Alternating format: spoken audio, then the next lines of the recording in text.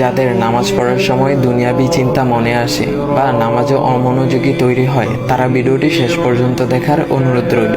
হযরত আলী রাদিয়াল্লাহু তাআলা আনহুর কাছে একজন ব্যক্তি এসেছে। তখন লোকটা বলল, হুজুর, আমার নামাজে মন বসে না। নামাজে দাঁড়ালে আমার দুনিয়াবি নানা চিন্তা আসে। হুজুর, আমার এই নামাজ কি আল্লাহ তাআলা কবুল করবেন? তখন হযরত আলী রাদিয়াল্লাহু তাআলা আনহা বলেছেন, না, তোমার নামাজ কবুল হবে না। তখন লোকটা মনে অনেক কষ্ট নিয়ে চলে যাচ্ছেন। এমন সময় রাসূল সাল্লাল্লাহু আলাইহি ওয়াসাল্লাম এসে হযরত আলী রাদিয়াল্লাহু তাআলা আনহুকে জিজ্ঞাসা করলেন, ইয়া আলী, আপনার কাছে লোকটা কেন এসেছিল? এসে দেখি মন খারাপ করে চলে গেল। কেন, কি হয়েছে আমাকে বলুন। তখন আলী রাদিয়াল্লাহু তাআলা আনহু বলেন, তিনি আমার কাছে জানতে এসেছেন যে নামাজে দুনিয়াবি চিন্তা আসলে নামাজ হবে কিনা। আমি বলেছি, না, তোমার নামাজ কবুল হবে না। রাসূল সাল্লাল্লাহু আলাইহি ওয়াসাল্লাম তখন বলেন, ইয়া আলী, আপনাকে আমি একটা চাদর উপহার দিতে চাই, তবে একটা শর্ত আছে। আলী রাদিয়াল্লাহু তাআলা আনহু খুশি হয়ে বলেন, ইয়া রাসূলুল্লাহ, কি শর্ত তা বলুন, আমি আপনার সকল শর্ত মেনে নিব।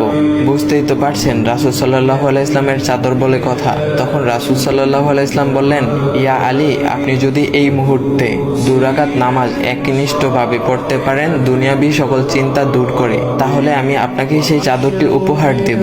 আলী রাদিয়াল্লাহু তাআলা আনহু বলেন, এটা তো সাধারণ ব্যাপার। আলী রাদিয়াল্লাহু তাআলা আনহু তখন নামাজে দাঁড়িয়ে গেলেন আর তিনি নামাজ পড়তে শুরু করলেন। এমন সময় তার মনের মধ্যে শুধু ভাবনা চিন্তা আসতে শুরু করলো, আচ্ছা, আমাকে যে রাসূল সাল্লাল্লাহু আলাইহি ওয়াসাল্লাম যে চাদরটা দিবেন, সেটা কি ফাতিমার চাদর নাকি রাসূল সাল্লাল্লাহু আলাইহি ওয়াসাল্লামের? আচ্ছা, চাদরখানা দেখতে কেমন হবে? এই বিভিন্ন বিষয় নিয়ে ভাবতে লাগলেন। তিনি ভুলেই গেছেন যে দুনিয়াবি চিন্তা নামাজে আনতে রাসূল সাল্লাল্লাহু আলাইহি ওয়াসাল্লাম নিষেধ করেছেন। এর মধ্যে আলী রাদিয়াল্লাহু তাআলা আনহুর নামাজ পড়া শেষ। আলী রাদিয়াল্লাহু তাআলা নামাজ শেষ করে রাসূল সাল্লাল্লাহু আলাইহি ওয়াসাল্লামকে বলতেছেন, ইয়া রাসূলুল্লাহ, আমি আপনার শর্ত মেনেছি, এখন আমাকে চাদরখানা উপহার দেন।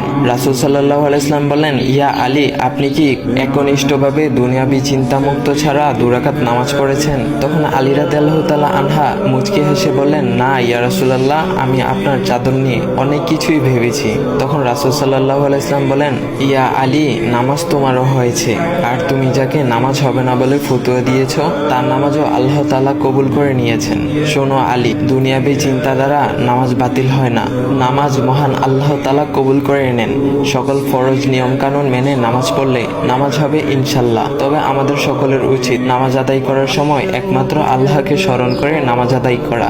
নামাজে দাঁড়ালে দুনিয়াবি চিন্তা মাথায় আসে, এটা শয়তানের একটা ফাঁদ। আল্লাহ তাআলা আমাদের সকলকে শয়তানের কুমন্ত্রণা থেকে হেফাজত রাখুক এবং সঠিকভাবে মনোযোগের সাথে নামাজ আদায় করার মতো তৌফিক দান করুক। সবাই বলি আমিন। চাইলে ভিডিওটা আপনি অন্যদের কাছে শেয়ার করতে পারেন, এতে অন্যদের ভুল ভ্রান্তিগুলো দূর হবে।